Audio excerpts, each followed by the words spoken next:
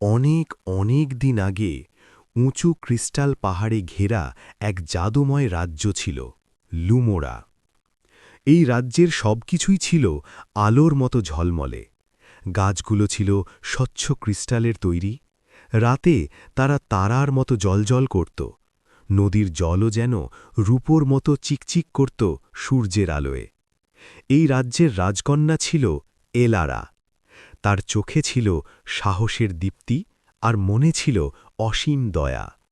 সে প্রাসাদের বিলাসিতা পছন্দ করত না, বরং সে ভালোবাসত ক্রিস্টাল অরণ্যে ঘুরে বেড়াতে, জাদুর হরিণদের সাথে কথা বলতে আর রঙিন প্রজাপতিদের উড়তে দেখতে।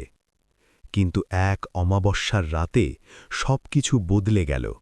হঠাৎ করে আকাশ ঢেকে গেল কালো মেঘে। বজ্রপাতের আলোয় দেখা গেল এক বিশাল ছায়া ড্র্যাগন আকাশ চিরে উড়ে আসছে। তার চোখ দুটো জ্বলছিল আগুনের মতো লাল।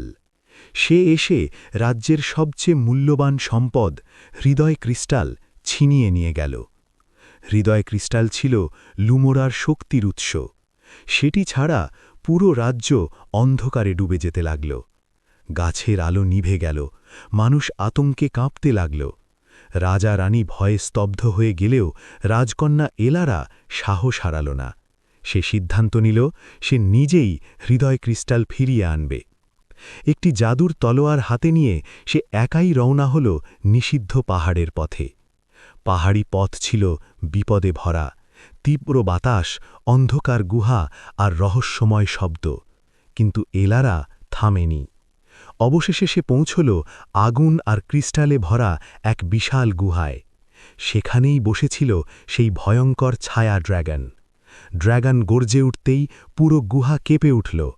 কিন্তু এলারা তার তলোয়ার উঁচু করে দাঁড়াল দৃঢ়ভাবে।